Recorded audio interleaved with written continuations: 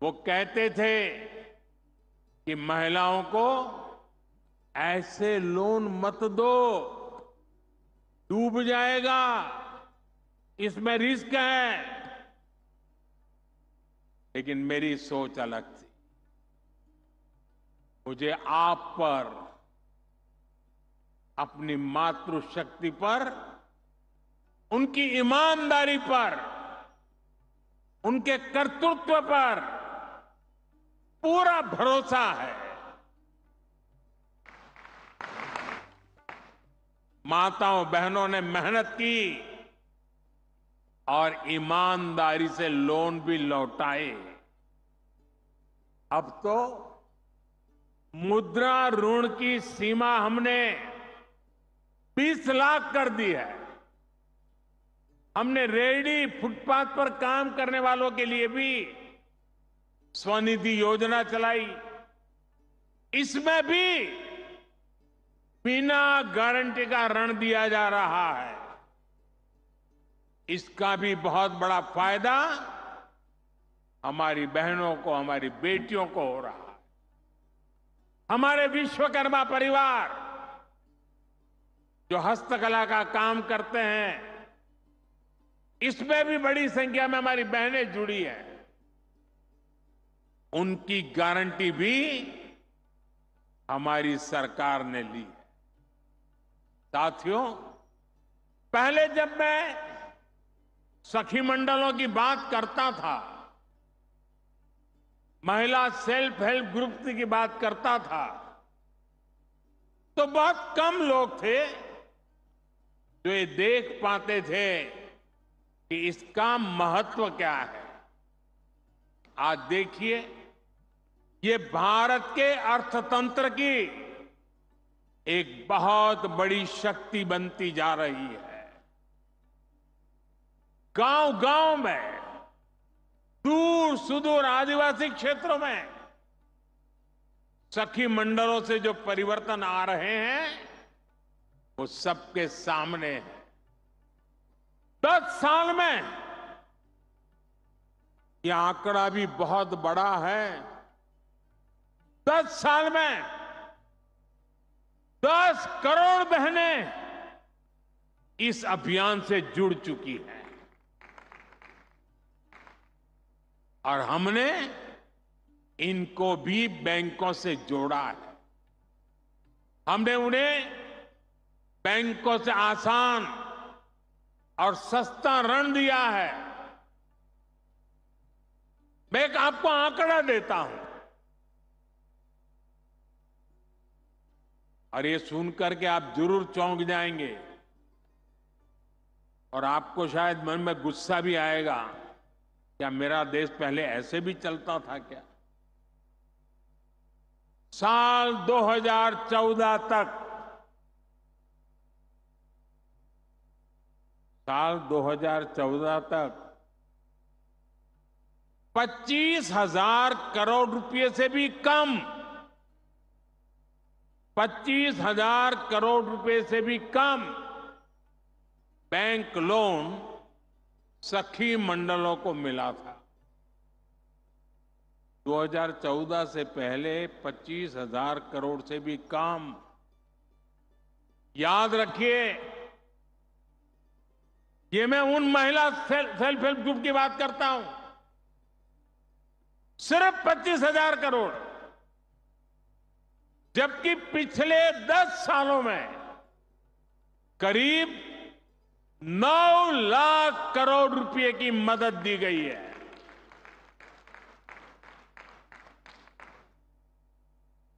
कहां 25,000 करोड़ और कहां 9 लाख करोड़। इतना ही नहीं, सरकार जो सीधी मदद देती है उसमें भी लगभग 30 गुना की बढ़ोतरी की गई है। इसका परिणाम यह आया है कि आज गांव की हमारी बहनें अपनी आय भी बढ़ा रही है और देश को मजबूत भी बना रही है। और मैं फिर से कहता हूं, ये तो अभी ट्रेलर है।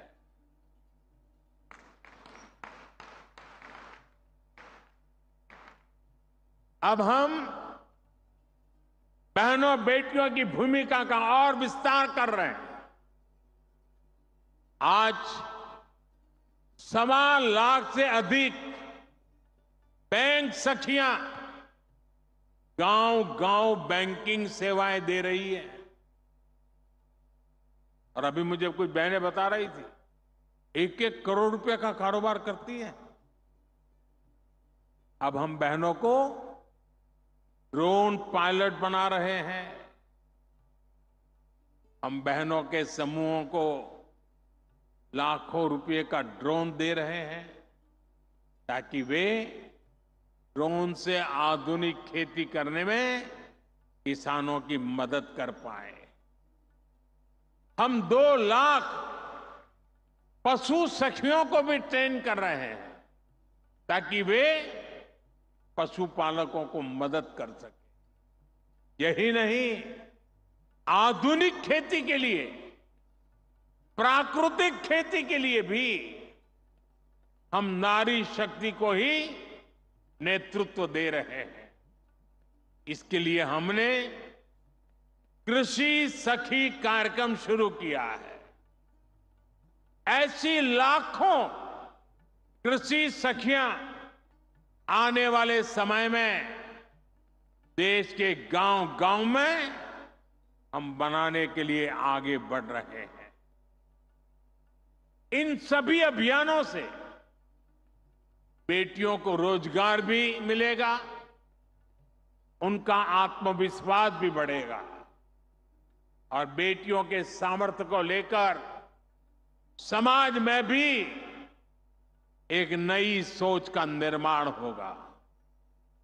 साथियों, अभी पिछले महीने ही देश का एक बजट आया है। इसमें माताओं, बहनों, बेटियों से जुड़ी योजनाओं के लिए 3 लाख करोड़ रुपए रखे गए हैं।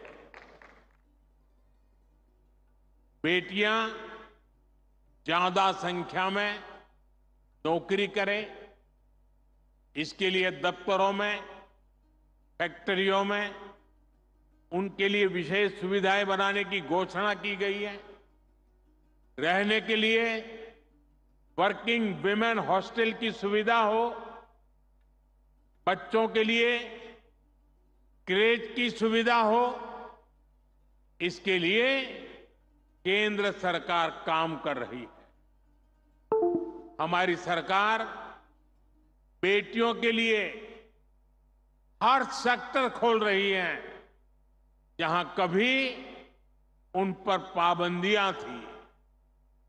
आज तीनों सेनाओं में महिला अफसर तैनात हो रही है, फाइटर पायलट तैनात हो रही है, सैनिक स्कूलों में, सैन्य अकादमियों में बेटियों को दाखिला मिल रहा है। जो हमारी पुलिस फोर्स है, जो हमारे अर्धसैनिक बल है, उनमें बेटियों की संख्या में बहुत बड़ी वृद्धि हुई है। गांव में कृषि और डेयरी सेक्टर से लेकर स्टार्टअप क्रांति तक आज बड़ी संख्या में बेटियां बिजनेस मैनेज कर रही हैं। राजनीति में भी बेटियों की भागीदारी बढ़े, इसके लिए हमने नारी शक्ति वंदन कानून बनाया है। साथियों, माताओं, बहनों, बेटियों का सामर्थ्य बढ़ाने के साथ साथ उनकी सुरक्षा भी देश की प्राथमिकता है। मैंने लाल किले से भी बार बार इस विषय को उठाया है। आज देश का कोई भी राज्य हो, अपनी बहनों बेटियों की पीड़ा को, उनके गुस्से को मैं समझ रहा हूं। मैं एक बार फिर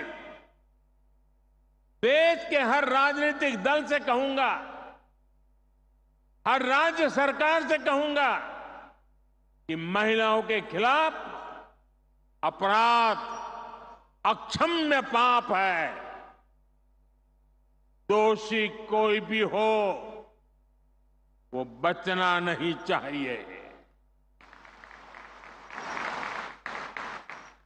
उसको किसी भी रूप में मदद करने वाले बचने नहीं चाहिए। अस्पताल हो, स्कूल हो, दफ्तर हो या फिर पुलिस व्यवस्था, जिस भी स्तर पर लापरवाही होती है, सबका हिसाब होना चाहिए। ऊपर से नीचे तक मैसेज एकदम साफ जाना चाहिए। ये पाप अक्षम्य है। अरे सरकारें आती रहेगी, जाती रहेगी, लेकिन जीवन की रक्षा और नारी गरिमा की रक्षा इस समाज के रूप में भी और सरकार के रूप में भी हम सबका बड़ा दायित्व है।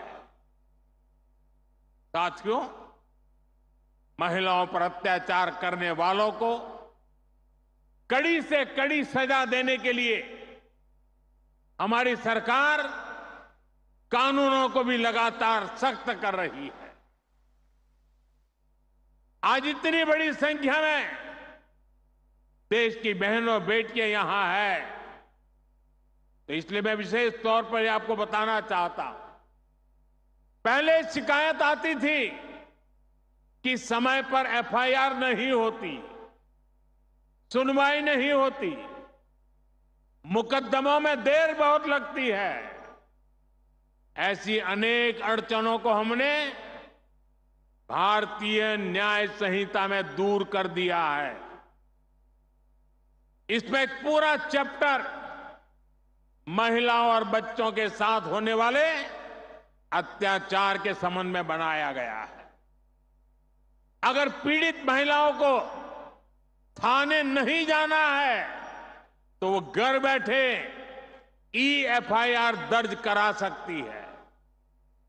हमने ये भी पक्का किया है कि एफआईआर से थाने के स्तर पर कोई टाल मटोल या फिर छेड़छाड़ नहीं कर पाएगा। इससे तेजी से जांच करने और दोषियों को कड़ी सजा मिलने में भी मदद मिलेगी। साथियों, नए कानूनों में नाबालिगों से हुए यौन अपराधों पर फांसी और उम्र कैद की सजा का प्रावधान किया गया है। बेटियों के साथ शादी के नाम पर भी धोखे के कई मामले आते रहे हैं। पहले इसके लिए कोई स्पष्ट कानून नहीं था। अब भारतीय न्याय संहिता में शादी के झूठे वादों और छल को भी साफ साफ परिभाषित किया गया है।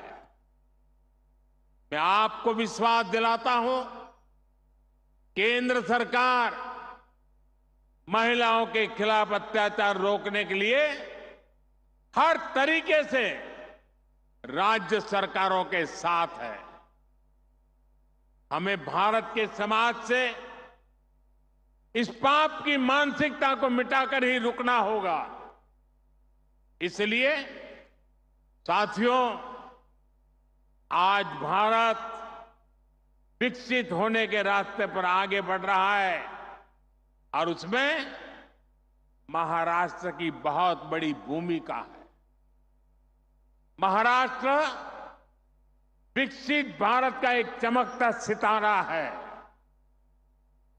महाराष्ट्र दुनिया भर के निवेशकों के लिए आकर्षण का केंद्र बनता जा रहा है। महाराष्ट्र का भविष्य ज्यादा से ज्यादा निवेश में है, नौकरी के नए अवसरों में है। आणि महायुतीचे सरकार म्हणजे गुंतवणूक आणि नौकरी की गारंटी आहे। महाराष्ट्र को आने वाले कई कई वर्षों तक महायुति की स्थिर सरकार की जरूरत है। महाराष्ट्र को महायुति की ऐसी सरकार की जरूरत है जहां उद्योगों को प्रोत्साहित कर सके। महाराष्ट्र में ऐसी सरकार की जरूरत है जो नौजवानों की पढ़ाई, कौशल और नौकरी पर बदल दे सके। मुझे पूरा भरोसा है कि महाराष्ट्र की स्थिरता और समृद्धि के लिए यहां की माताएं बहनें आगे बढ़कर मेरा साथ देंगी। मुझे आप बहनों पर पूरा भरोसा है। एक बार फिर महाराष्ट्र की युति सरकार के कामों को भारत सरकार की तरफ से हर प्रकार की मदद का आश्वासन देते हुए आप सबको बहुत बहुत शुभकामनाएं देता हूं। मेरे साथ बोलिए भारत माता की। दोनों हाथ ऊपर करके मुट्ठी बंद करके पूरी ताकत से बोलिए भारत माता की, भारत माता की, भारत माता की, भारत माता की, भारत माता की। बहुत बहुत धन्यवाद।